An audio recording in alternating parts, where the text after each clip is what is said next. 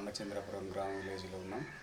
ఇక్కడ most senior Congress party నాయకులు ఉన్నారు, మోహన్ రెడ్డి గారు. అతనితో మనం ఈ కాంగ్రెస్ ప్రభుత్వం ప్రవేశపెట్టిన 6 గ్యారెంటీలు ఏ విధంగా అమలవుతున్నాయో అతని ద్వారా తెలుసుకుందాం. సార్ నమస్కారం. సార్ ఇక్కడ రాష్ట్ర ప్రభుత్వం ప్రవేశపెట్టిన 6 గ్యారెంటీలు ఎంత మేరకు అమలవుతున్నాయి? ఇక్కడ పొంగులేటి శ్రీనివాసరెడ్డి గారి మంత్రి పరిపాలన ఏ విధంగా ఉంది సార్? ఇక్కడ శ్రీనివాసరెడ్డి గారి పరిపాలన అయితే మంచిగా ఉంది సార్. కాంగ్రెస్ పార్టీ ఏదైతే 6 గ్యారెంటీలు అమలు చేసిందో ఆర్థిక బడ్జెట్ లోటు ఉండటం వల్ల దాని ప్రధానంగా ఒక్కొక్కటి అమలు చేసుకుంటూ వస్తున్నారు సార్. అంటే సార్ ఇక్కడ కొంతమందికి రైతు బంధు పడలేదని చెప్పేసి ఈ చాలామంది రైతులు ఆవేదన వ్యక్తం చేస్తున్నారు సార్. దానిపైన మీ ప్రభుత్వం వాళ్ళకు రైతు బంధు ఎప్పుడైనా చేస్తుంది సార్? రైతు బంధు నెక్స్ట్ జనవరిలో కానీ ఫిబ్రవరిలో కానీ అమలు చేస్తామని హామీ ఇచ్చారు సార్. అయితే తప్పనిసరిగా చేస్తారు. కాకపోతే ఈ బడ్జెట్ లోటు వల్ల గత ప్రభుత్వం చేసిన ఏదైతే అప్పుల వలనో దేని వలనో అది లేట్ అవుతూ వస్తుంది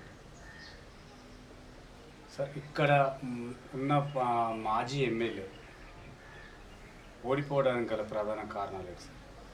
అంటే ఇక్కడ మాజీ ఎమ్మెల్యే గారు ఓడిపోవడానికి ప్రధాన కారణం అంటే ఇక్కడ వాస్తవంగా వచ్చేసి ఈ నియోజకవర్గం కాంగ్రెస్ పార్టీకి అనుకూలమైన నియోజకవర్గం. ఫస్ట్ నుంచి కాంగ్రెస్ పార్టీ బలోపేతంగా ఉన్న నియోజకవర్గం. అందులో ఏంటంటే ఇంకా శ్రీనివాసరెడ్డి గారికి తెప్పించింది ఏంటంటే ఇక్కడ ఆయనకి సంబంధించిన ఏదైతే యాక్టివిటీస్ అంటే హెల్ప్ కానీ ఇంకొక రకం కానీ ఎప్పుడు ఆయన ఇన్వాల్వ్మెంట్ ఉన్నాడు. ఇది బీజేపీ పార్టీ బీఆర్ఎస్ పార్టీలో ఉన్నప్పుడు అలాగే ఉన్నాడు, వైఎస్ఆర్లో ఉన్నప్పుడు ఉన్నాడు.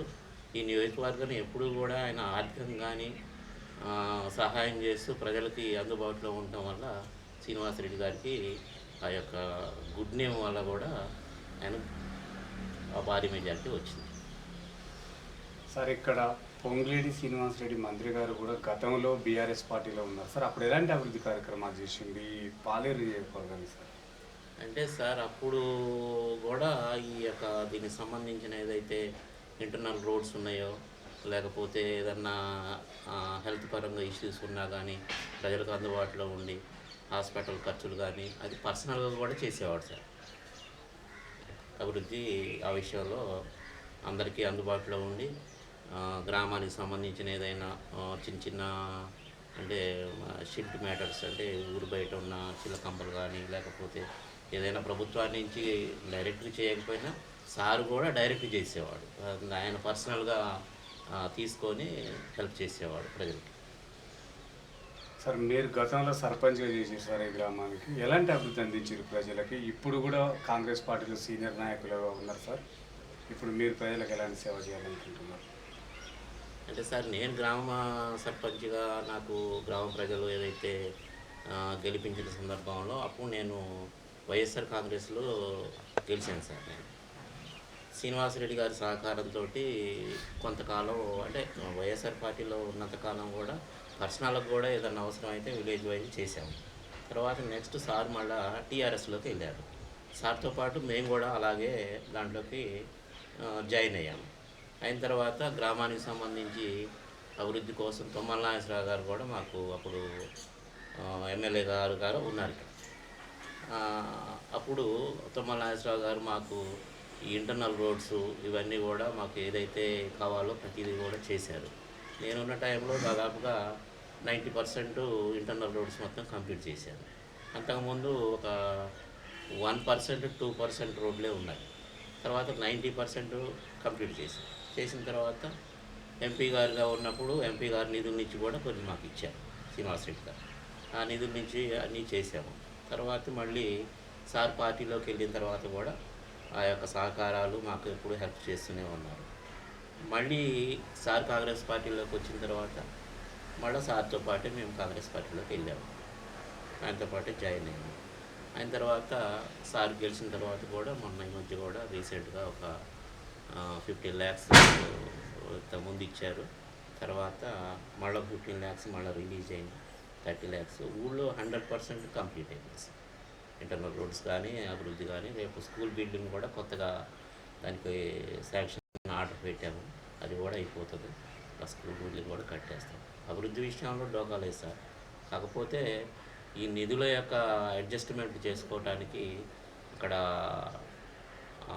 నిధులు లేవు కాబట్టి ప్రోలాంగ్ అవుతుంది. 6 గ్యారెంటీలు అనేది కంపల్సరీ చేస్తారు, కాకపోతే కొద్దిగా టైం తీసుకొని చేస్తూ 1 by 1 చేస్తారు సార్. ఖచ్చితంగా అయితే చేస్తారు. సార్ మీరు సీనియర్ లాయర్ అని తెలిసి, అడ్వకేట్ అని తెలిసి సార్, మీకు దగ్గరికి ఎలాంటి కేసులు వస్తాయి? మీరు ఎన్ని కేసులు విజయం సాధించినారు సార్? నాకు దగ్గర వచ్చేసి ఒక 65 ఉంటాయి సార్ కేసెస్. సివిల్ ఉంటాయి, క్రిమినల్ ఉంటాయి, అన్ని కేసులు చేస్తాను సార్ నేను. అంటే సీనియర్ అంటే కూడా నేను ఆఫ్టర్ మ్యారేజ్ తర్వాత నేను ఎల్ఎల్బీ చేశాను సార్. ఇంట్రెస్ట్ మీద చేశాను. 2012లో ఎన్రోల్మెంట్ చేశాను సార్ నేను. 2012లో చేసిన తర్వాత 2013లో గ్రామ సర్పంచ్గా ఎలక్ట్ అయ్యాను.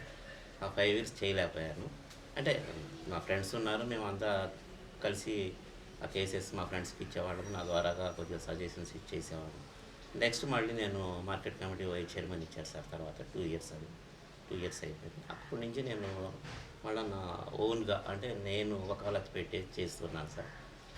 దాదాపుగా ఏంటంటే నేను ఫైనాన్షియల్ మ్యాటరు ఏదో డబ్బులు సంపాదించాలి, డబ్బుల కోసమే నేను ఈ వృత్తి చేయాలనేది నాకు ఆ కాన్సెప్ట్ కాదు సార్. బిలో ప్రావర్టీ మాకు వచ్చే చిన్న కేసులు వస్తాయి సార్. ఆ కేసులు కూడా బిలో ప్రావర్టీ ఎవరైతే ఆర్థికంగా లేని వాళ్ళు, వైట్ రేషన్ కార్డు హోల్డర్స్ వాళ్ళు వస్తారు సార్. వాళ్ళు వచ్చినప్పుడు మాకు ఏదో డాక్యుమెంట్ ఛార్జెస్ తీసుకొని 100% అయితే నేను నా విషయంలో న్యాయం చేస్తాను సార్. ఎందుకు అంటే మేము కూడా ఆ యొక్క బిలో ప్రావర్టీ నుంచి ఇప్పుడు కూడా అదే మాది, మేమేమి పెద్ద ఇదేం కాదు. అట్లాగా ఆ యొక్క ఆలోచనలు బై బర్త్ నుంచి మాకు ఉన్నది కాబట్టి వాళ్ళ యొక్క అవసరాలు కానీ వాళ్ళ యొక్క బాధలు కానీ అర్థం చేసుకొని మేము అలాగే ఇప్పటివరకు కూడా కంటిన్యూ చేస్తాము. ఫ్యూచర్లో కూడా అలాగే చేస్తాము. ఈ హోప్ తోటి మేము ఉన్నాము. పార్టీ పరంగా మేము ఒకవేళ వచ్చేసినా కానీ అప్పుడు కూడా ఏది ప్రతిఫలం ఆశించకుండా ఇప్పటివరకు అయితే నేను 100% అన్ని విషయాల్లో ఏ ఒక్కరూ కూడా మిడ్ నైట్ వచ్చి ఇట్లా వెళ్ళాలి సార్ పోలీస్ స్టేషన్కి, నాకు ఇట్లా ప్రాబ్లం వచ్చిందని అంటే ఏమంటే నేను రెస్పాండ్ అవుతాను, వాళ్ళ యొక్క ప్రాబ్లమ్ని సాల్వ్ చేస్తాను. ఆ ప్రాబ్లంలో కూడా జెన్యూనిటీ ఉంటే చేస్తాను, లేకపోతే కన్సిడర్ చేయండి సార్, కొద్దిగా ఏదైనా ఉంటే నాకు హెల్ప్ చేయండి సార్. తప్పు చేసినా కానీ ఆ తప్పును సరిదిద్దుకునే మార్గాన్ని మాకు మీరు కల్పిస్తే మేము దిద్దుకుంటాం సార్ అని చెప్పేసి రిక్వెస్ట్ తోటి నేను పనులు చేయించుకుంటాను సార్. ఇప్పుడు రాజకీయం ఇటు లాయర్ 2 గొప్ప వృత్తులు. ఏ విధంగా ఉంది సార్? మీరు ఏ విధంగా ఫీల్ అవుతున్నారు? నేను న్యాయ వృత్తి అనేది ఎట్లాగైతే బాధ్యతాయుతంగా న్యాయపరంగా చూస్తానో రాజకీయాన్ని కూడా అలాగే చూస్తాను సార్. నేను రాజకీయం వేరు, న్యాయ వృత్తి వేరు అనుకోను నేను. ఎందుకంటే నా నేచర్ అది. నేను డెఫినెట్గా రాజకీయంగా ఒకవేళ ఏదన్నా వచ్చి హెల్ప్ అడిగినా అందులో నిజాలు తెలుసుకొని ఇది మనం చేయగలుగుతామా చేయలేమా, చేయలేని పరిస్థితిలో వాళ్ళకి మనం ఏమన్నా మిసులుబాటు కల్పించలేస్తామా అని ఆలోచించి మేము ఏదైతే కోర్టుకు సంబంధించిన ప్రొసీడింగ్స్ ఎలా ఉంటాయో వాయిదాలు వేసుకుంటూ మేము కేసులు చేస్తాము. దీంట్లో కూడా వచ్చిన ఆ యొక్క క్లయింట్స్ కానీ లేకపోతే వచ్చిన కక్షిదారులు వచ్చిన వాళ్ళకి మేము ఈరోజు చేస్తామని చెప్పేసి ఏమంటే మాట ఇవ్వవు. 2వ రోజో 3వ రోజో మాట్లాడదామని ఈ లోపల వాళ్ళకి ఆ యొక్క ఆవేశాలు ఆ యొక్క కోపాలు తగ్గిపోయి ఒక కాంప్రమైజ్కి రావాలని కోర్టు విధంగా ఎలాగైతే నేను సజెషన్స్ ఇస్తానో రాజకీయ పరంగా కూడా నేను అలాగే ఇస్తాను సార్. సార్ మీరు ఒక అడ్వకేట్గా ఉంది, విలేజ్లలో చట్టాలపైన ఈ ప్రజలకు ఎలాంటి అవగాహన కల్పిస్తున్నారు సార్? చేపిస్తాను సార్. నేను ఎప్పుడైనా సరే మీరు నా దగ్గరికి విడాకులు కావాలని చెప్పేసి వస్తారు సార్. మేము డైవర్షన్ తీసుకుంటాము, మేము కలిసి ఉండలేమని చెప్పేసి వస్తారు సార్. డైరెక్ట్గా దాన్ని నేను ఎమ్మెల్యే ఫైల్ చేసేసి కోర్టులో సబ్మిట్ చేయండి సార్. ఫస్ట్ ఆఫ్ ఆల్ వాళ్ళకి ముందు పిలిచేసి మీరు ఏదైనా ఉంటే అవగాహనతో మీరు పెద్ద మనుషులను పెట్టుకొని మాట్లాడుకోవటమో లేకపోతే నన్ను పిలిస్తే నేను వచ్చైనా మీకు కౌన్సిలింగ్ ఇస్తాను, కానీ మీరు విడిపోవడానికి ఇది కరెక్ట్ కాదు. ఎందుకంటే పిల్లలు ఉంటారు, వాళ్ళ భవిష్యత్తు ఉంటుంది, ఆ భవిష్యత్తుని మీరు ఆగం చేస్తున్నారు. మీరు ఏదైతే కోపాలకి ఆవేశాలకి ప్రలోభం అయ్యి మీరు ఏదైతే నేను తీసుకునే నిర్ణయాలు ఏవైతే ఉంటాయో ఆ నిర్ణయాలు అన్నీ కూడా మీ పిల్లల మీద ప్రభావం పడుతుంది. మీ పిల్లల భవిష్యత్తు కూడా మీకు ఇబ్బంది పెట్టిన వాళ్ళు అవుతారు. కాబట్టి మీరు కాంప్రమైజ్ అయ్యి కలిసి ఉండండి అని చెప్పేసి నేను సలహా ఇస్తాను సార్. ఇదే ఈ కేసు అనే కాదు, ఏ కేసు అయినా కాదు, సివిల్ మ్యాటర్లో ల్యాండ్ డిస్ప్యూట్ కేసుల్లో వచ్చినా కానీ నేను అదే చెప్తాను, ఇది కరెక్ట్ కాదు, మీరు కోర్టుల దాకా వెళ్తే టైం ప్రొలాంగ్ అవుతుంది, మీరు ఇక్కడ డబ్బులు కూడా ఖర్చు అవుతాయి. కాబట్టి మీరు ఒకరికొకరు ఆలోచించుకొని ఒక సరి అయిన నిర్ణయం తీసుకుంటే ఆ నిర్ణయం ప్రకారంగా మీకు న్యాయం జరిగింది. ఎందుకు అంటే మీరు కోర్టుకు వస్తారు, డబ్బులు ఖర్చు పెట్టుకుంటారు, ఒక 4-5 సంవత్సరాలు అక్కడ టైం వేస్ట్ అయిపోతుంది. కాబట్టి ఆ టైం వేస్ట్ చేసుకోకుండా ఇప్పుడు ఏదైతే మనము ఈ లాస్ ఏదైతే ఉందో ఆ లాస్ని మీరు ఈ రోజున తీసుకునే నిర్ణయం, ఆ నిర్ణయం ప్రకారంగా ఫాలో అయితే ఆ లాసు జరగదు. ఇప్పుడు మీరు తీసుకునే ఏదైతే ఆ నిర్ణయాన్ని ఇద్దరు కలిసి ఒక అంగీకారానికి వచ్చేసి ఆ అమౌంట్ ఖర్చు కాకుండా ఇప్పుడున్న ఏదైతే ఉందో దాన్ని సాల్వ్ చేసుకొని 10 రూపాయలు మీకు మిగిలే పరిస్థితి ఉంటుంది. మీరు కాంప్రమైజ్ కావటం వల్ల అవతల వాళ్ళకైనా ఆ 10 రూపాయలు సేవ్ అవుతాయి. మీరు ఇట్లా గొడవలు పెట్టుకొని ఇట్లా ఈ కోర్టు దాకా వెళ్ళబాకండి. నా సజెషన్ అయితే కోర్టు దాకా వెళ్ళకుండా గ్రామాల్లోని పరిష్కారం చేసుకొని ఆ సమన్వయం ఏదైతే ఉందో మీరు ఎప్పట్లాగానే గతంలో ఏదైతే మంచిగా ఉన్నారో ఇప్పుడు కూడా అలాగే ఒక ల్యాండ్ డిస్ప్యూట్ కానీ ఇంకొక పర్సనల్ గ్రెడ్జెస్ కానీ ఇలాంటివి ఉన్నా కానీ మీరు మళ్ళీ కలిసి మంచిగా గతంలో మీరు ఫ్రెండ్షిప్ ఎలా ఉందో ఇప్పుడు కూడా అలాగే ఉండాలని నేను సజెషన్ ఇస్తాను సార్. ఓకే సార్, ఇప్పుడు ధరణి కేసులు కూడా మీ దగ్గరికి వచ్చే ఉంటాయి సార్ చాలా వరకు. ధరణి పైన ఎలాంటి రైతులు చాలా బాధపడుతున్నారు సార్, దాన్ని మీరు భూమాతగా మార్చారు, రైతులకు న్యాయం జరుగుతుంటారా సార్? అది డెఫినెట్గా తెలియదు సార్. అవకతవకలని జరిగాయని మాట వాస్తవమే సార్. అవకతవకలు అనేవి ధరణిలో జరిగినాయి, కానీ అది మాట వాస్తవమే. కానీ ఇప్పుడు ఏదైతే 6 చట్టం తీసుకొస్తున్నారో దాన్ని మళ్ళీ పూర్వాపరాలు పరిశీలించి గతంలో ఏదైతే అవకతవకలు జరిగినాయో దాన్ని రెక్టిఫై చేస్తూ దాన్ని ఒక ఉన్నత అధికారులు ఎవరైతే ఉన్నారో వాళ్ళకి సలహాలు ఇస్తూ దానికి ట్రైనింగ్ ఇస్తూ రేపు నెక్స్ట్ 6లో ప్రజలకు న్యాయం జరిగిద్దని నా హోప్ సార్. సార్, బీసీ వర్గీకరణ పైన మీ అభిప్రాయం ఏంటి సార్? బీసీ వర్గీకరణ చేస్తే మంచిదా, చేయకుంటే మంచిదా సార్? ఎలా అయితే ప్రజలకు న్యాయం జరుగుతుంది అంటే సార్, అది ఏదైతే ప్రభుత్వం ఉందో ప్రభుత్వము దానిపైన ఇప్పటికే వర్గీకరణ కోసం సమగ్ర సర్వే అనేది ఒకటి అమలు జరిగింది. దానికి ఆల్రెడీ సమగ్ర సర్వే చేస్తున్నారు. అంటే న్యాయపరంగా మనం ప్రభుత్వ పరంగా ఆలోచిస్తే ప్రభుత్వం తీసుకున్న నిర్ణయము అందరికీ రిజర్వేషన్లు ఎలాగైతే ఉన్నాయో బీసీ వర్గీకరణ చేస్తే బీసీలకు కూడా న్యాయం జరిగిద్ది అనే ఆలోచన విధానం చాలా మంచిది సార్. సార్, ఎస్సీ వర్గీకరణ మందకృష్ణ మాదిగ గారు 30 ఏళ్ళ ఫలితం ఓకే అయిందన్నారు సార్, దాన్ని రేవంత్ రెడ్డి గారు కొనసాగిస్తారా, దాన్ని అట్లా ఫుల్ స్టాప్ చేస్తారా సార్? అది ప్రభుత్వము ఆ నిర్ణయం తీసుకునే దాన్ని బట్టి ఉంటుంది సార్. అది మనం దాన్ని ఇంతవరకు దాని గురించి విధి విధానాలు అనేది మనకేం తెలియదు కదా సార్. అది ప్రభుత్వం తీసుకునే నిర్ణయం ప్రకారంగా ప్రభుత్వం ఆలోచించి దానికి ఒక కమిటీలు వేసి ఆ నిర్ణయం తీసుకొని దాన్ని ఫాలో అప్ అయితే అది దానికి మనం ఏదన్నా ఉంటే చెప్పగలుగుతాం సార్. దాన్ని ఇంకా ఏమీ స్టార్టింగ్ స్టేజ్లో కూడా లేదు కాబట్టి మనం చెప్పడానికి ప్రభుత్వం తీసుకునే నిర్ణయాన్ని బట్టి ఉంటుంది సార్. సార్, గత ప్రభుత్వంలో లాయర్లకి చాలా అన్యాయం జరిగిందని చెప్పేసి హైదరాబాద్లో రోడ్ల మీదకి వచ్చిన దాఖలాలు కూడా ఉన్నాయి సార్. ఇప్పుడు ఈ గవర్నమెంట్లో లాయర్లకు ఎలాంటి న్యాయం జరగబోతుంది సార్? అంటే సార్, గత ప్రభుత్వంలో జరిగిన అంటే కొంతమంది లాయర్ల మీద కూడా దాడులు జరగటం మనం చూసాము. ఆ దాడులు కూడా ఖండిస్తూ ప్రజలు కానీ ప్రజల తరఫున ఉన్న అంటే ప్రభుత్వానికి ఉన్న ఏదైతే అడ్వకేట్స్ ఉన్నారు వీళ్ళందరూ కూడా గతంలో న్యాయం జరిగిందా అంటే కొంతవరకు జరగలేదనే చెప్పాలి సార్. ఇప్పుడు ఈ న్యాయ వ్యవస్థని ఎట్లా బలోపేతం చేయాలనేది ఈ ప్రభుత్వము ఒక ఆలోచన విధానంలో ఉందని ఒక విషయం అయితే తెలుస్తుంది సార్. ప్రభుత్వం పరంగా అంటే గతంలో బిలో ప్రావర్టీ అంటే ఇప్పుడు లాయర్లు అందరూ కూడా ఉన్నతమైన ఆ, స్థితిలోనే లేరు సార్. రాయలలో కూడా పేదవాళ్ళు చాలామంది ఉన్నారు మాలాంటి వాళ్ళు. మాకు కూడా ఈ ప్రభుత్వం రేపు ఇళ్ల స్థలాలు ఇచ్చేసి ఇల్లు మంజూరు చేస్తని మాకైతే ఆశ ఉంది సార్. డెఫినెట్గా ఈ ఇందిరమ్మ రాజ్యంలో అది జరిగిద్దని మేము నమ్ముతున్నాం సార్.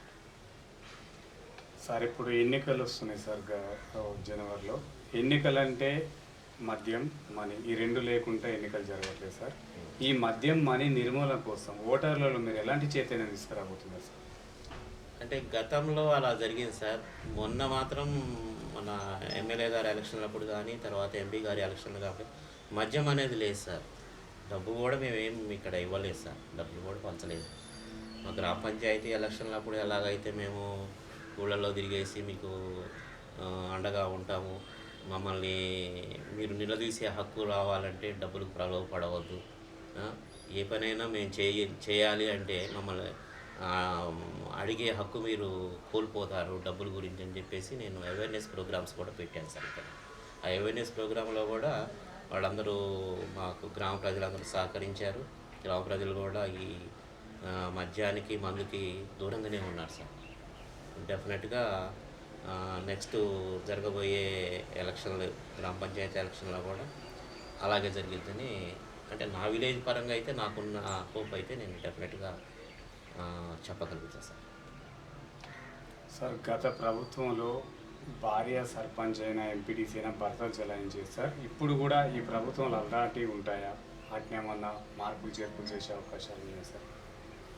అంటే సార్ భార్య సర్పంచ్ అయితే భర్తల చలామణి జరిగిన మాట గత ప్రభుత్వంలో జరిగింది సార్. అది వాస్తవమే. కానీ ఇప్పుడు ఈ ఇందిరమ్మ రాజ్యంలో తీసుకునే నిర్ణయాల ప్రకారంగా చేసే ఒక వ్యవహార శైలిలో డెఫినెట్గా ఎవరైతే సర్పంచ్గా ఎలక్ట్ అవుతారో వాళ్ళే ప్రతిదీ కూడా అవగాహన, అంటే ఇప్పుడు మనకి చట్టం ఉంది సార్. ఈ చట్ట ప్రకారంగా మనకున్న నిధులేంటి విధులేంటి వీటన్నింటి కూడా మీటింగ్ ద్వారాగా మన గ్రామాలలో పెట్టేసి అవేర్నెస్ ప్రోగ్రామ్స్ అనేవి తీసుకొస్తున్నారు సార్. ఇప్పుడు రేపు నెక్స్ట్ గ్రామ పంచాయతీ ఎలక్షన్లు వచ్చిన తర్వాత దాని యొక్క విధి విధానాలు ఎట్లా ఉంటాయి అనేది ప్రభుత్వం తీసుకునే నిర్ణయాల ప్రకారంగా అది ఉంటుంది సార్. సార్ ఇక్కడ ఓటర్లకి ఏం చెప్పదలుచుకున్నారు సార్? ఇప్పుడు యువత కూడా రాజకీయాల్లోకి రావడానికి చాలా ఉత్సాహం ఉన్నారు సార్. ఈ మొత్తం కూడా డ్రగ్స్ అండ్ మద్యపాన నిషేధం వల్ల యువత పాడైపోతున్నారు. దానిపైన మీరు యువతకు కానీ ఓటర్లకు కానీ మహిళలకు కానీ ఏం చెప్పదలుచుకున్నారు? అంటే సార్ రాజకీయాన్ని మనం ఒక ప్రజలకి చేయగలిగే, ప్రజలకి అందుబాటులో ఉండి ప్రజల కోసం కష్టపడటానికి ఒక ఆయుధం మాత్రమే సార్ అది. దాన్ని మనం వేరే రకంగా ఆలోచించకుండా ప్రజల కోసం మనం ఏదైతే నిర్ణయం తీసుకొని ప్రజలకు న్యాయం చేయాలని, ప్రజల కోసం ఏదైతే మనం కష్టపడి ఆ యొక్క అభివృద్ధిని మనం సాధించాలి అనే ఒక దృక్పథంతో ఉంటేనే రాజకీయాల్లోకి రావాలి సార్. మనకి పర్సనల్గా ఇన్ఫ్లుయెన్స్ ఉపయోగించుకొని పర్సనల్గా చేయాల్సిన పరిస్థితులు ఒకవేళ గోచరించవచ్చు, కానీ అది కరెక్ట్ కాదని నా ఆలోచన సార్. కాకపోతే ప్రజలకి మనం 100కి 100% మనం న్యాయం చేయాలి. ఈ యొక్క విలేజ్లో మౌలిక వసతులు ఏమున్నాయో అన్నీ కల్పించడానికి ఒక మన యొక్క ఆలోచన విధానం సక్రమంగా ఉండి పనిచేయాలని ఒక మంచి ఆలోచన ఉంటేనే రాజకీయాల్లోకి వచ్చేసి ప్రజలకు న్యాయం చేయాలి సార్ అనే ఉద్దేశం నాకు సార్. ఆ ప్రజలకు ఇచ్చే సందేశం కూడా రేపు రాజకీయ నాయకులుగా యువత రావచ్చు. ఆ యువత వచ్చినా కానీ ఆ రాజకీయం చేసినప్పుడు ఆ విలేజ్లో కానీ ఆ ఉన్న నియోజకవర్గంలో కానీ ఆ ఉన్న జిల్లాలో కానీ ఎక్కడైనా ఒక రాజకీయ నాయకుడు పనిచేస్తున్నాడు, ఆయన నిస్వార్థంగా ప్రతిఫలాన్ని ఆశించకుండా ప్రజలకు న్యాయం చేస్తున్నాడు అనే ఒక టర్ము మనం పనిచేసిన ఆ టర్ములో ఏదైతే పనిచేసామో ఆ టర్ము శాశ్వతంగా ఎప్పటికీ కూడా ఆ వ్యక్తిని గుర్తుపెట్టుకునే విధంగా మనం పనిచేసే యువత ముందుకు రావాలని నేను కోరుకుంటున్నాను సార్. ఓకే సార్, చివరిగా పొంగులేటి శ్రీనివాసరెడ్డి గారు మంత్రి పదవికి కానీ ఎమ్మెల్యే పదవికి కానీ ప్రజలకు కానీ న్యాయం చేస్తున్నారా సార్? ఖచ్చితంగా చేస్తున్నారు సార్. రాజకీయ పార్టీ కాంగ్రెస్ పార్టీని ఒక రకంగా చెప్పాలంటే ఆహ్, ఖమ్మం జిల్లాలో మన పొంగులేటి శ్రీనివాసరెడ్డి గారు, తర్వాత తుమ్మల నాగేశ్వరరావు గారు వాళ్ళిద్దరూ కాంగ్రెస్ పార్టీలోకి రావటం వల్లనే ఈ జిల్లాలో ఆహ్, ఈ జిల్లాలో అన్ని కాన్స్టిట్యూషన్స్ కైవసం చేసుకోవటం జరిగింది సార్. ప్రజలకి కూడా అంటే శ్రీనివాసరెడ్డి గారు మంత్రి గారు ఎవరైతే ఉన్నారో పొంగులేటి శ్రీనివాసరెడ్డి గారు ప్రజలకి ఎప్పుడూ కూడా అందుబాటులో ఉంటాడు, ఎప్పుడూ న్యాయం చేస్తూనే ఉంటాడు సార్. పర్సనల్గా వచ్చి నాకు ఇలా నాకు ప్రాబ్లం ఉంది, నాకు ఇక్కడ హైయర్ ఎడ్యుకేషన్లో నాకు సీట్ వచ్చింది, నేను ఆర్థికంగా నాకు మీరు సపోర్ట్ చేయాలి సార్ అని చాలామంది వెళ్తూ ఉంటారు. చాలామందికి కూడా ఫైనాన్స్ సపోర్ట్ చేస్తుంటాడు. హెల్త్ ఇష్యూస్ వచ్చినా కానీ మన హాస్పిటల్ ఉందని వెళ్తాడు, హాస్పిటల్ ఉంది వెళ్ళండి నేను చూసుకుంటానని చెప్తాడు. ఇన్ కేస్ ఒకవేళ అక్కడున్న సిచ్యువేషన్ ప్రకారంగా హెల్త్ ఇష్యూ రాగానే ఆ థాటు శ్రీనివాసరెడ్డి గారిది కిమ్స్ హాస్పిటల్ ఉంది అనే థాటు కొంతమందిలో రాకపోయినా వేరే హాస్పిటల్కి వెళ్ళినా కానీ వాళ్ళు వచ్చేసారి మేము అప్పటికప్పుడు హడావుడికి వెళ్ళిపోయాం సార్, మేము వెళ్ళిపోయాం కాబట్టి మాకు ఏదన్నా ఆర్థికంగా సహాయం చేయండి సార్, మాకు ఇంత బిల్ అయింది సార్ అని అంటే అక్కడికి పోయి ఆ బిల్ సైజ్ చూపెట్టిన తర్వాత ఎంతో కొంత సహాయం అయితే వాళ్ళకి చేస్తున్నాడు సార్. ప్రజలకి ఎప్పుడూ కూడా పార్టీలో ఎంపీగా చేసినప్పుడు తర్వాత పార్టీలో నుంచి బయటికి వచ్చేసి మళ్ళీ ఎంపీ సీటు సెకండ్ టైం ఇవ్వకపోయినా కానీ ఉండేసి పర్సనల్గా ఎప్పుడూ కూడా ప్రజల్లో వాళ్ళకి సహాయం చేస్తూ వాళ్ళతో పాటే నేనున్నానని ఒక భరోసాని ఇస్తూనే ఎప్పుడు కూడా సారు అందుబాటులోనే ఉండి ప్రజలకు సహాయం చేస్తున్నాడు sir. Okay sir, thank you sir. చూస్తున్నానండి మీ తెలుగు టీవీ.